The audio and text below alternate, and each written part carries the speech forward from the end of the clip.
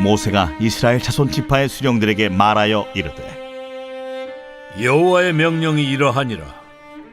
사람이 여호와께 서원하였거나 결심하고 서약하였으면 깨뜨리지 말고 그가 입으로 말한 대로 다 이행할 것이니라. 또 여자가 만일 어려서 그 아버지 집에 있을 때에 여호와께 서원한 일이나 스스로 결심하려고 한 일이 있다고 하자. 그의 아버지가 그의 서원이나 그가 결심한 서약을 듣고도 그에게 아무 말이 없으면 그의 모든 서원을 행할 것이요 그가 결심한 서약을 지킬 것이니라. 그러나 그의 아버지가 그것을 듣는 날에 허락하지 아니하면 그의 서원과 결심한 서약을 이루지 못할 것이니 그의 아버지가 허락하지 아니하였은즉 여호와께서 사하시리라. 또 혹시 남편을 맞을 때 서원이나 결심한 서약을 경솔하게 그의 입술로 말하였으면 그의 남편이 그것을 듣고 그 듣는 날에 그에게 아무 말이 없으면 그 서원을 이행할 것이요 그가 결심한 서약을 지킬 것이니라. 그러나 그의 남편이 그것을 듣는 날에 허락하지 아니하면 그 서원과 결심하려고 경솔하게 입술로 말한 서약은 무효가 될 것이니 여호와께서 그 여자를 사하시리라. 과부나 이혼당한 여자의 서원이나 그가 결심한 모든 서약은 지킬 것이니라. 부녀가 혹시 그의 남편의 집에서 서원을 하였다든지 결심하고 서약을 하였다 하자. 그의 남편이 그것을 듣고도 아무 말이 없고 금하지 않으면 그 서원은 다 이행할 것이요 그가 결심한 서약은 다 지킬 것이니라. 그러나 그의 남편이 그것을 듣는 날에 무효하게 하면 그 서원과 결심한 일에 대하여 입술로 말한 것을 아무것도 이루지 못하나니 그의 남편이 그것을 무효하게 하였은즉 여호와께서 그 부녀를 사하시느니라.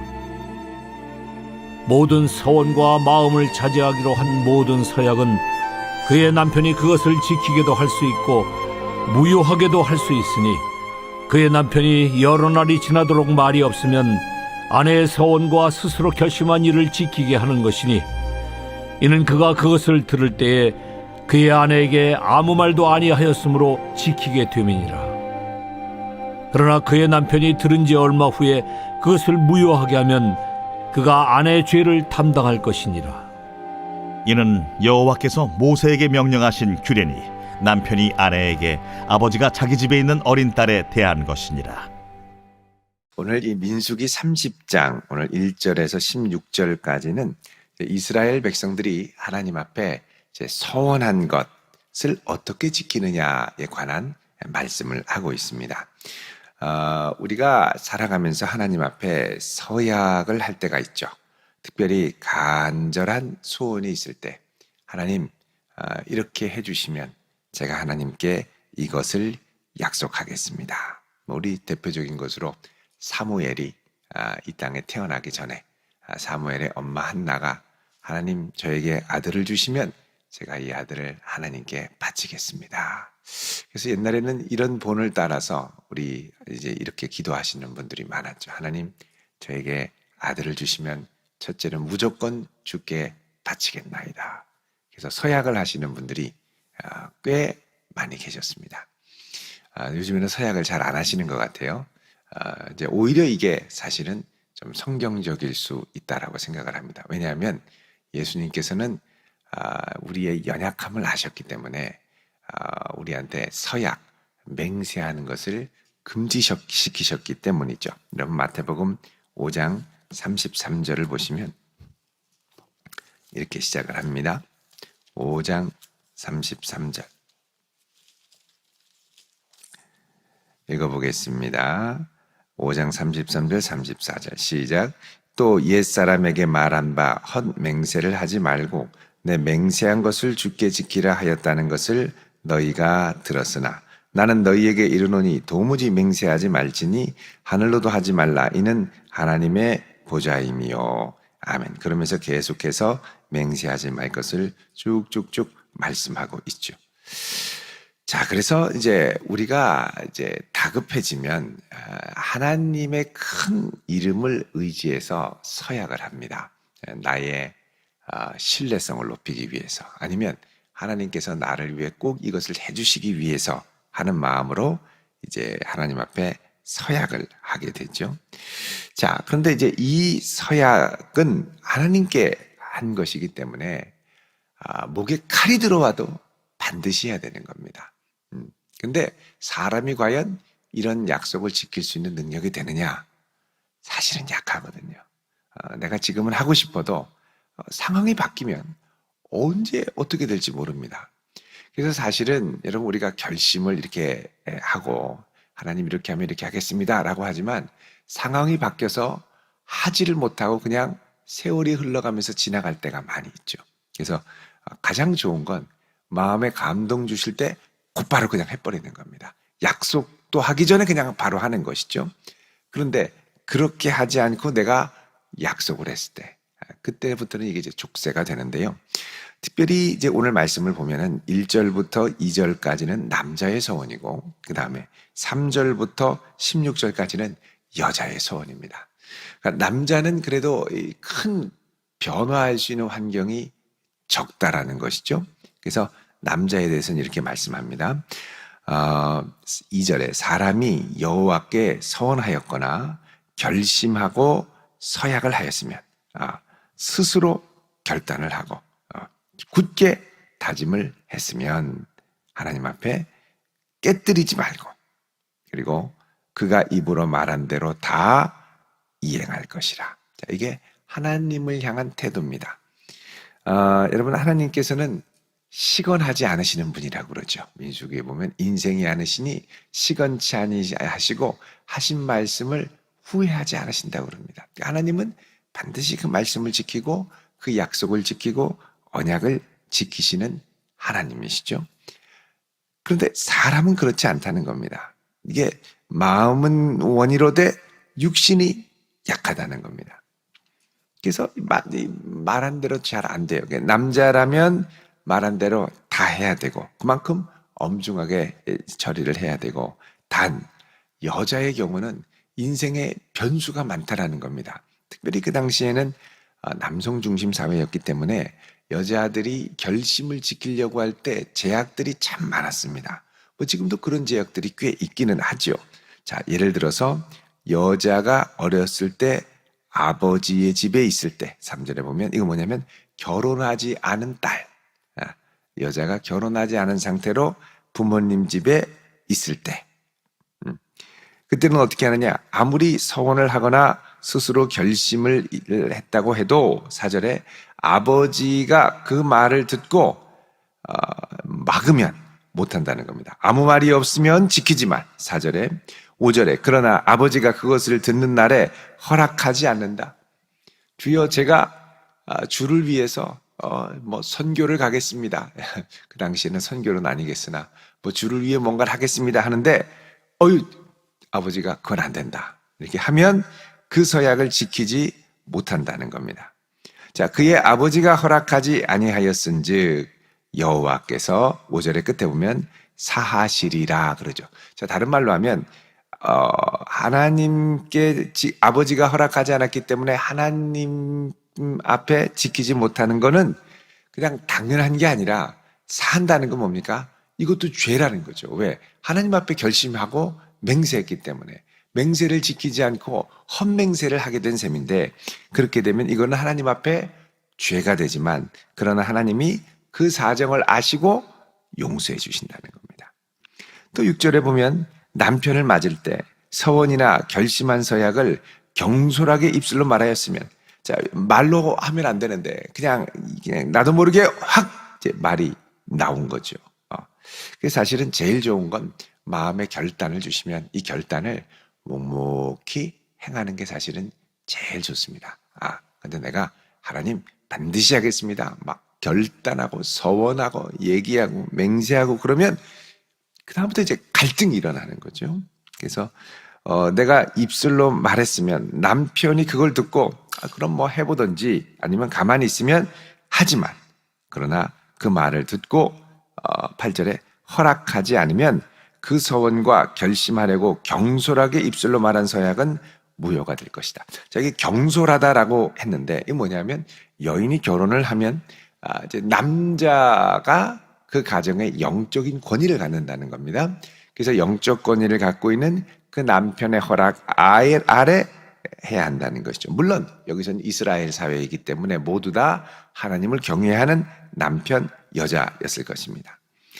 자, 9절에 근데 이제 그렇게 서약을 남편이 허락하지 않으면 무효가 되는데 그때도 하나님이 8절 끝에 보면 그 여자를 사하시리라 그러죠. 그러니까 이것도 죄가 아닌 게 아니라 하나님 앞에 죄지요.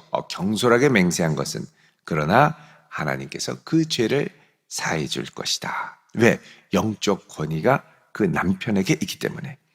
9절에는 과부나 이혼당한 여자의 서원, 그가 결심한 모든 서약은 지킬 것이다. 다른 말로 하면 과부, 이혼당한 여자의 같은 경우는 자기를 제재하는 영적 권위가 없죠. 본인이 결단하면 됩니다. 그러니까 내가 결단하면 그것은 뭐 이 핑계 저 핑계 될 것 없고 그냥 지키는 거죠. 아빠 핑계 될 필요도 없고 남편 핑계 될 필요도 없고. 그러니까 핑계 중에 우리가 좀 이해될 수 있는 핑계가 아빠 핑계 그리고 남편 핑계. 요거는 조금 이제 구약 시대에 보면은 이해를 했다라는 것이죠. 그러니까 여러분 이거 보면 그러니까 우리 인간관계에서 하나님을 향한 우리의 헌신을 우리가 끝까지 지키면 좋은데 여러 가지 돌발 변수 가운데 인간관계로 인한 돌발 변수가 참 크다라는 걸 알 수가 있습니다. 우리가 그냥 사람과의 관계 무시하고 그냥 하나님을 향하여 직진, 돌직구를 던지듯 막 직진하다 보면 관계가 어그러지거나 또 관계가 깨지는 경우가 있다라는 것이죠. 그 부분을 지혜롭게 할 것을 오늘 이 맹세에 관한 말씀은 이야기를 하는 것입니다. 그러니까 내가 하나님을 향한 아주 강철 같은 믿음과 중심 갖는 것 좋습니다. 가져야죠. 근데 이것을 주변 사람들과의 관계 가운데 막 자꾸 부딪히고 갈등을 일으키고 막 냉랭해지고 싸해지고 자 그렇게 가다 보면 하나님과의 관계도 힘들고 그와의 관계도 힘들고 그 인간관계에서 어려움이 있으면 하나님 앞에 예배를 드려도 늘 마음이 한쪽이 무겁고 걸리고 이렇게 된다라는 것이죠. 그러니까 그렇게 될 거면 관계를 상하는 것보다는 그 관계를 보존하고 지키는 것이 하나님께서 보실 때는 이제 관계가 깨져가지고 막 파탄이 나는 것보다 낫다라는 것입니다. 그래서 남성 같은 경우는 제재하는 것이 이제 상대적으로 덜하고 여성 같은 경우는 계속해서 이제 누군가의 영적 권위 아래 있기 때문에 그 부분을 조심해야 된다라고 말씀을 하시죠. 자, 그 다음에 10절에 보면 부녀는 뭡니까? 결혼한 여인이죠. 결혼한 여인이 그의 남편의 집에서 서원을 하였다든지 결심을 하고 서약을 하였다고 하자. 근데 결혼한 상태에서 근데 이 결혼한 상태에서 남편이 그걸 듣고 금하지 않으면 서원을 다 하지만 남편이 아니다. 이거는 그렇게 얘기하면 무효가 된다. 이렇게 얘기를 합니다. 그러니까는 남편의 영적 권위를 하나님께서 매우 존중해 주시고 또 아버지의 영적 권위를 매우 존중해 주신다는 것을 알 수 있죠. 무엇이었든 간에 자 그렇게 되면 남편이 그것을 무효하게 하면 하나님께서는 그 부녀의 죄를 사하신다 그럽니다. 부녀의 죄를 사하신다. 자 그래서 13절에 모든 서원과 마음을 자제하기로 한 모든 서약은 그의 남편이 그것을 지키게도 할 수 있고 무효하게도 할 수 있으니 남편이 말이 없으면 하지만 남편이 막으면 멈춰야 된다는 겁니다.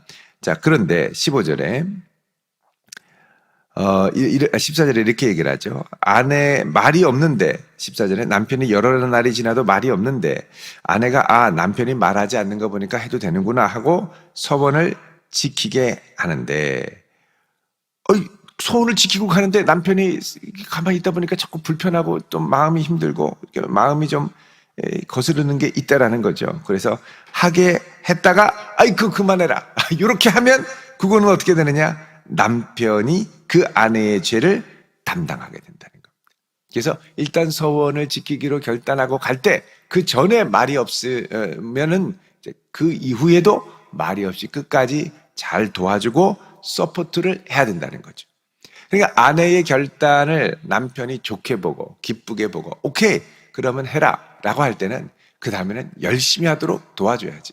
조금 하다가 자기가 불편하니까 그거를 꼭 굳이 해야 되느냐 하지 말아라 자꾸 이렇게 얘기하면 안 된다는 겁니다.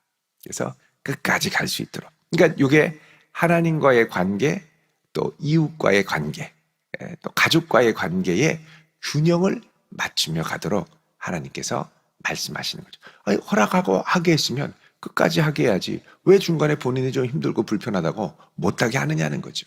그래서 허락할 때는 끝까지 할 수 있도록 서포트를 하고, 이게 허락이 안 될 때는 거기서 멈추면 하나님이 그 죄를 사해 주신다라고 말씀합니다. 여러분 이런 거 보면 우리가 나의 결심을 지키는 게 내 혼자의 결단만으로 안 된다는 걸 알 수 있습니다. 그래서 이 지켜가려면 사실 하나님이 지킬 수 있도록 은혜와 여건을 허락하셔야 끝까지 지킬 수 있죠. 은혜 주시지 않으면 이건 내가 아무리 결단해도 끝까지 가기가 참 어렵습니다. 그래서 예수님께서는 뭐라 그러냐? 도무지 맹세하지 말아라. 옳으면 옳다, 아니면 아니다 해라. 여기서 지나는 것은 악에 해당된다 말씀합니다. 그래서 우리가 하나님께서 감동을 주실 때는 그 감동을 마음에 잘 간직하고 기쁘게 주님을 위해서 해드리면 됩니다.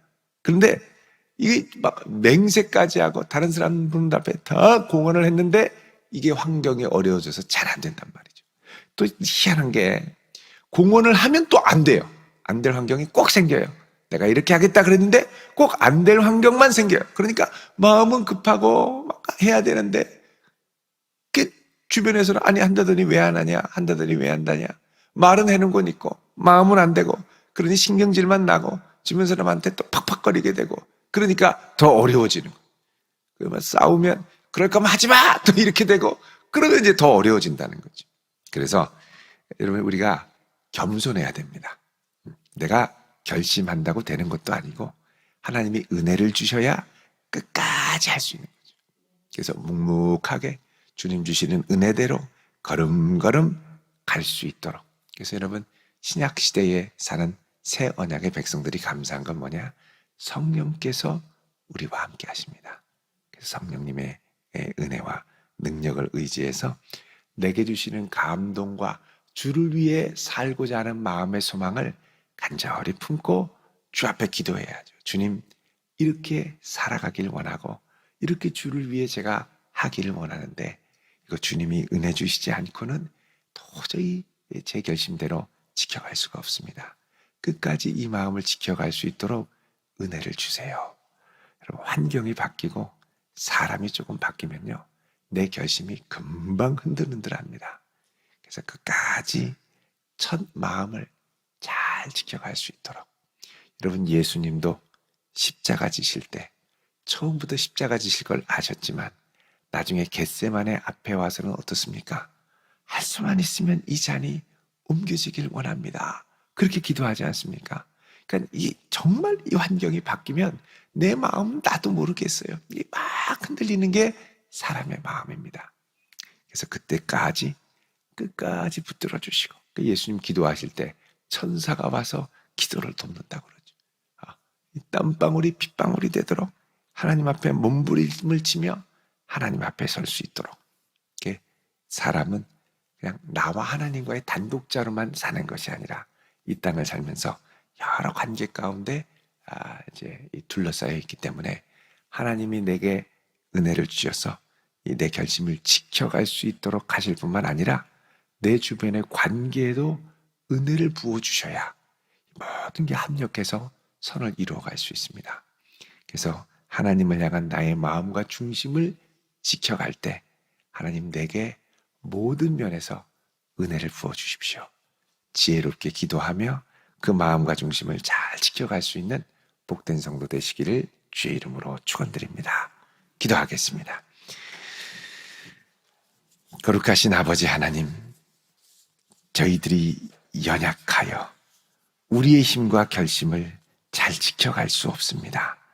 하나님 끝까지 은혜로 붙들어 주셔서 주를 향한 이 마음, 주를 향한 이 결단, 주를 향한 이 사랑을 끝까지 지켜갈 수 있도록 은혜를 더하여 주시옵소서. 오늘 이 아침 주님 앞에 감사의 제목을 담아, 기도의 제목을 담아 예물 드립니다.